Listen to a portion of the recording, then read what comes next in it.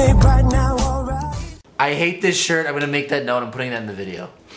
You want to get rolling? Sure. Maybe we should get rolling. I really don't like this shirt. And welcome to the latest edition of Garage Gossip. Can I by actually your boy. change my shirt? Feel better now? Yes. And welcome to the latest edition of Garage Gossip. I'm your boy Corn. I am your man, Toose. And we are here with Lucky 7, the 7th episode of Garage Gossip in our first season. My Thursdays have been full of joy. Just coming here for the past 7 weeks. I have to thank you and personally. one Wednesday. And yes, forgot about that. Thank you and the fans for being here with us. Thank you for coming over Toose, straight after pleasure. work. Oh, I'm always eager to come over for some GGTC. Let me get this button before we proceed. Moving, you feel that? Nothing's moving today, but I have an absolute treat. A topic. No, not Toose's Oh, no. A treat as in a surprise, not really a surprise, but something we wanted to touch, something we want to talk about on Garage Gossip for a long time that we're going to discuss in Corn's Corner. Okay. Torals.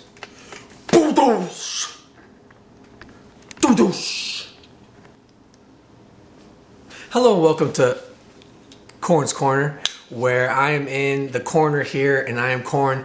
And usually a segment where I give advice giving if some of our fans need it. But today, like many of our other episodes, there is no advice giving needed. So I just thought I'd touch on a topic that I know Toose and I have been wanting to talk about the entire first season of Garage Gossip. And that is the topic of depression. I know a lot of people who struggle with depression. I think we all struggle with depression in certain variations. Depression, anxiety, it's kind of, you talk to a millennial and you can talk to them about, their struggle with it. And I feel like it's pretty common, which isn't a bad thing. It's just how you cope with that. But I was talking to a couple of really close people in my life about depression. And I feel like the stigma that our parents and the older generations give to something like depression and maybe even anxiety is,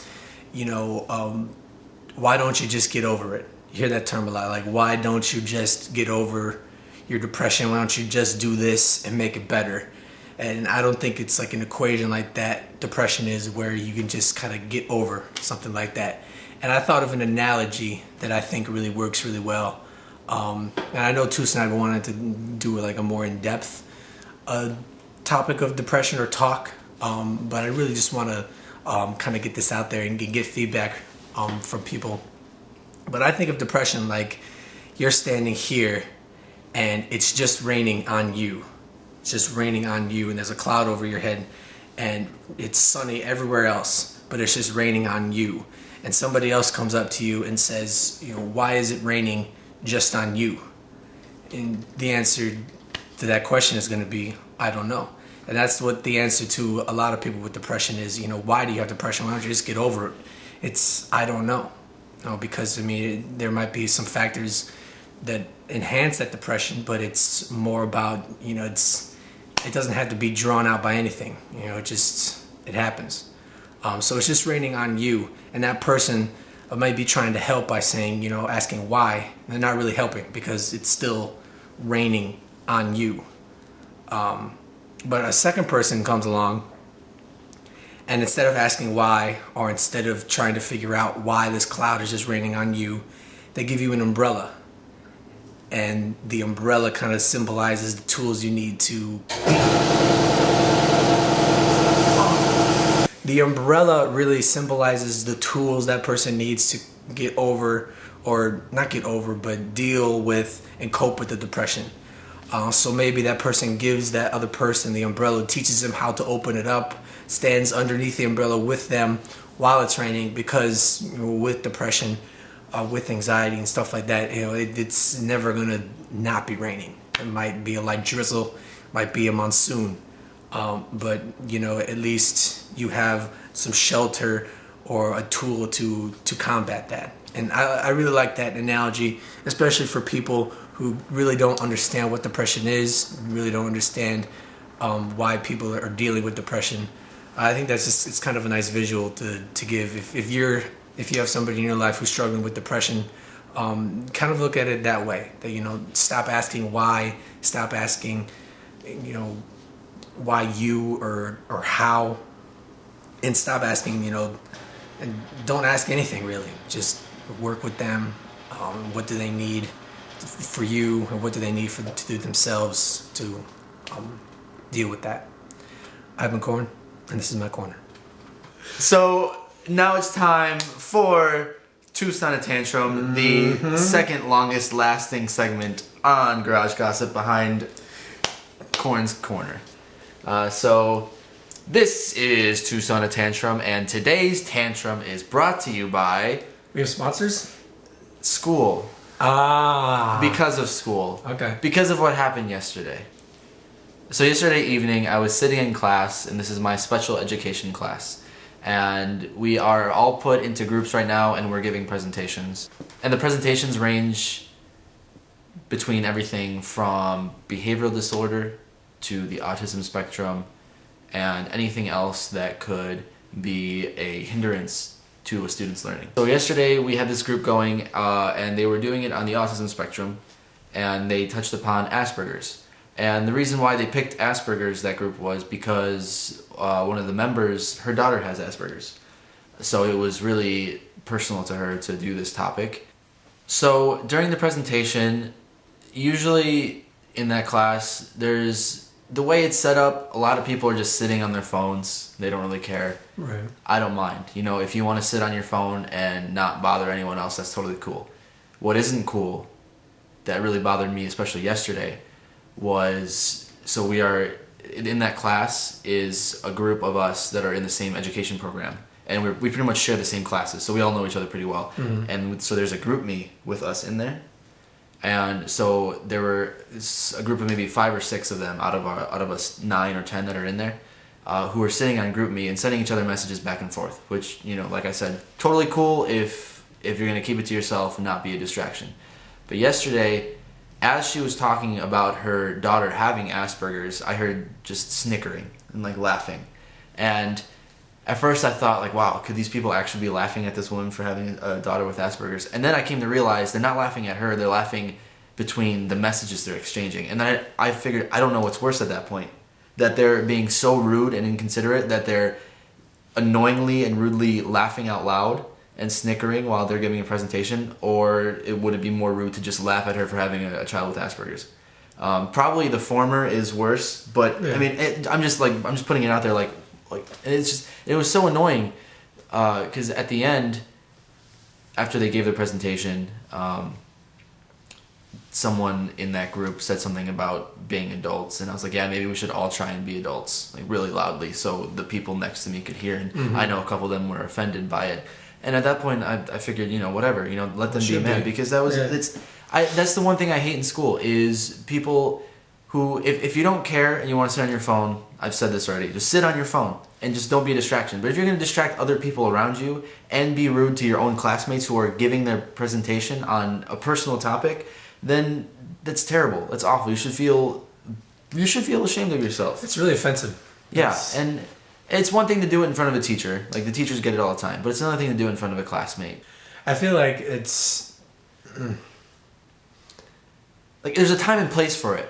It's not in the classroom. If you want to talk about it after the class, whatever, fine. You might say some rude comments after the class about the presenter or the presentation. That's fine. But just don't do it during their actual presentation and being obnoxious during their presentation. Right, timing is everything. Exactly. And I feel like, everybody says stuff behind everybody's back. You really can't control that. But, the timing of that was just awful and not really mature. Right, exactly. And I'm sitting there, I'm thinking about it, and these are all future teachers. I feel like there's a disconnect between going through college. You're supposed to when you graduate, you're supposed to be right at that point. You're supposed to be mature enough to handle a full-time job based on what you've gone to school for, and it's not like flipping a switch for some people. Right. Sometimes it's there's a long maturity process, and it sounds like for some people, it's the process is still going. Yeah. You think they'd be more further along, but right. And I guess unfortunate. That is a point. Is some people they just don't mature the same way as others mature. But there's a thing that goes along with that. It's just common sense, common courtesy. Yeah. You know, just keep your mouth shut. Whatever. Send each other messages. That's fine. But don't be loud about it. Don't be rude, outwardly rude about it during the presentation itself, or during like actual class when there's people there who are paying for school who actually want to listen to the lecture or whatever's going on, and you just want to talk to your friend the entire time. Like, who needs to talk to the person they're sitting next to the entire time? Right. You're there No for one. a reason. You're not there Yeah. to chat. And that girl was like pouring her heart out into that. Yeah, I don't know like- how she felt about. I mean, She probably heard him. I don't doubt that. You know, Yeah. she'd look over and she could just see people just laughing, and I'm sitting there thinking, what if she thinks that they're laughing at her situation? You know how heartbreaking that must have been. It's unfortunate. It's Yeah. like that. That's like everybody's fear of public speaking and getting out there and giving your heart out to strangers and picking a really hard topic to speak about, and people just kind of just trample on it. So that was Toose on a tantrum. More like Toose whining and crying. I wasn't really angry. I was angry No. yesterday You should be. or the other day, but Yeah. but now I've fizzled out and I'm cool now. You're cool. I'm cool. Chill, I'm Toose. chill.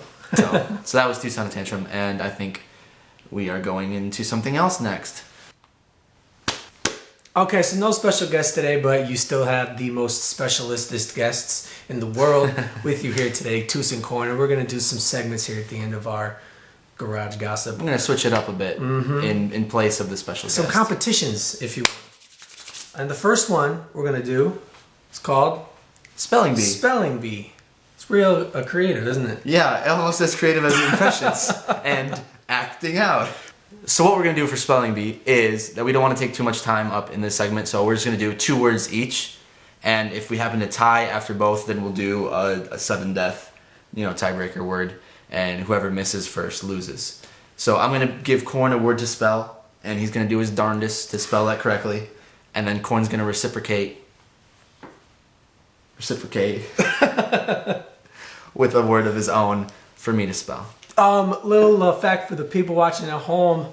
I'm gonna get everything right here because I'm an English major graduate of a great university, and I know how to spell all the words.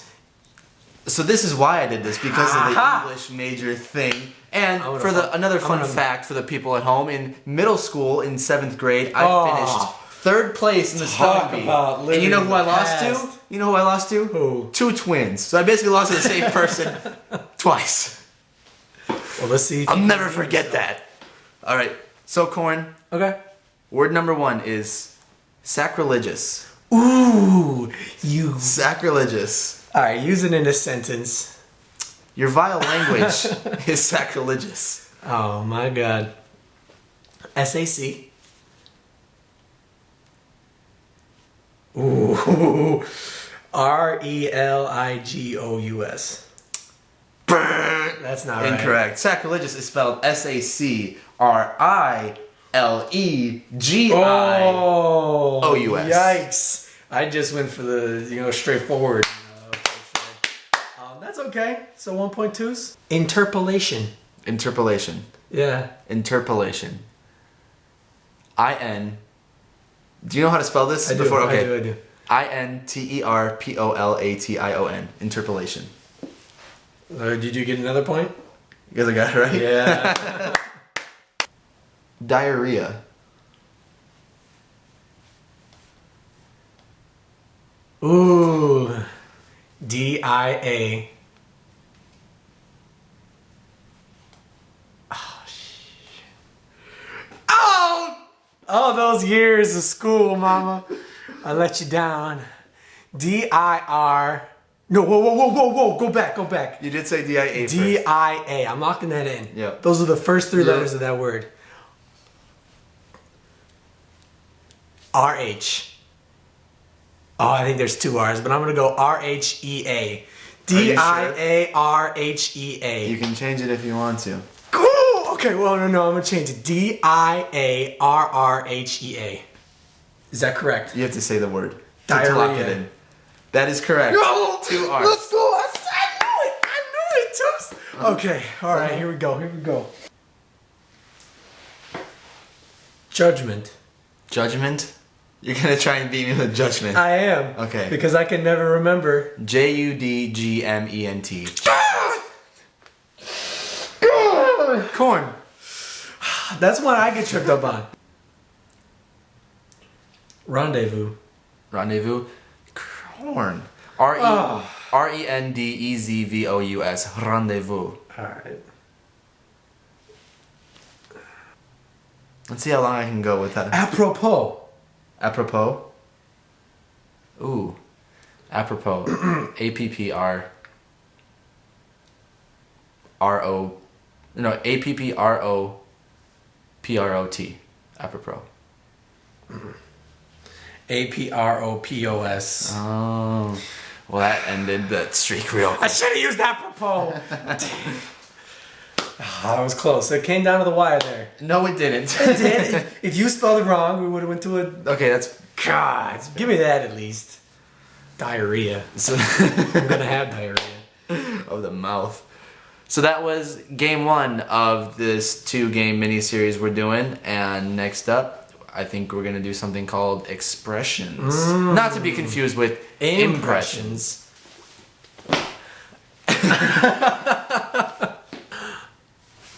So we're going to do a...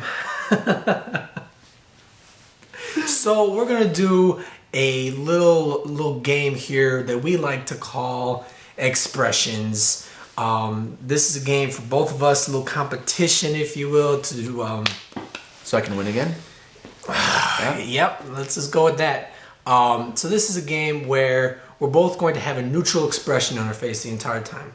Neutral expression, as you see here. We must face the camera at all times with this neutral expression. The other individual will try to break that expression on this other individual's face using insults, jokes, and the like to break the expression with a frown, a smile, a gasp, perhaps. And we're going to have... I'm going to try 2 times to break your expression. You're going to try 2 times to break my expression. 2 times. Oh, God. 2 times. I win. And then the winner at the end will have the most points, and we might have to go to a 5, 4, 3, 2, 1. I farted too. Corn. This is really bad. Damn it! You did fart. You see, that time you broke it through the nasal cavity. All right, 1.2s. 1.2s. That wasn't too hard to get. All right, but you got it. 5, 4, 3, 2, 1. So a man and a woman go on a date, and they have a nice date, but the woman at the end of the date tells the man that she doesn't want to see him anymore because he's just average. And the man replies to the woman, "Well, you're just mean." That's a good math joke. That's a good little math joke. That's so stupid. Damn it. I was told that yesterday and I died. It's so stupid. Oh, all right, 1-1. Okay. Okay, ready? 5, 4, 3, 2, 1. So 2 giraffes walk into the bar. They hit their head above the door and they can't get in. That was the worst joke ever. So, look out! My face just started to sour. Okay, so it's 2-1. Here we go. 5, 4, 3, 2, 1. So, you know what's a good joke? Is your hair. It's a good joke. God, that was the worst. gonna roast you. You ready? Boy, with your sharks on your shirt, you look like you're, Is this broken? No, I'm doing a terrible job. Why are we so bad at this? This is embarrassing. Okay, alright. It's 2-2. Okay, fair enough. 2-2. Sudden death. 5, 4, 3, 2, 1, go. Gray pants. They should call you Gray Pants Man. Jeans.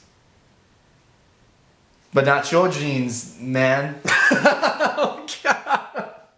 What are we doing? Okay. I can't believe we're gonna have this on air. 5, 4, 3. Okay.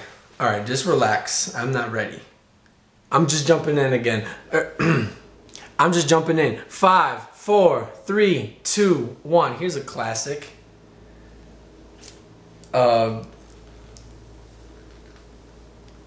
What did the octopus say to the comedian? He said that he was very funny.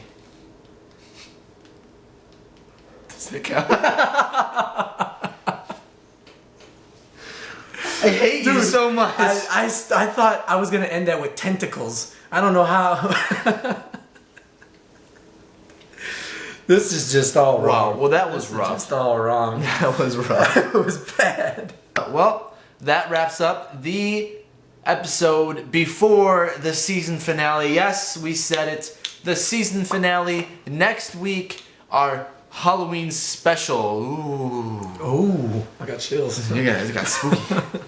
So don't forget to tune in next week to see Corn and I in our Halloween getup as we provide the last episode of the season as we go through a little break, a little midterm break between seasons, and we'll catch you back up in a couple of months whenever we're ready to start season 2. To get you better content, and I'm sure the people are a little bit tired of it. Tired of us. Gotta give you a little break. But yeah, You can't love us too much. So like Toose said, season finale next week. Make sure you're there. But until then, I've been Corn. I've been Toose the entire time. And until next time, I'll be Toose and I'll be Corn and he'll be the entire time. Oh God. The entire time. How many tentacles does it take to screw in a light bulb? Reading Rainbow. Oh It's in a look. God. It's in a book. Stop looking at us. Reading Rainbow.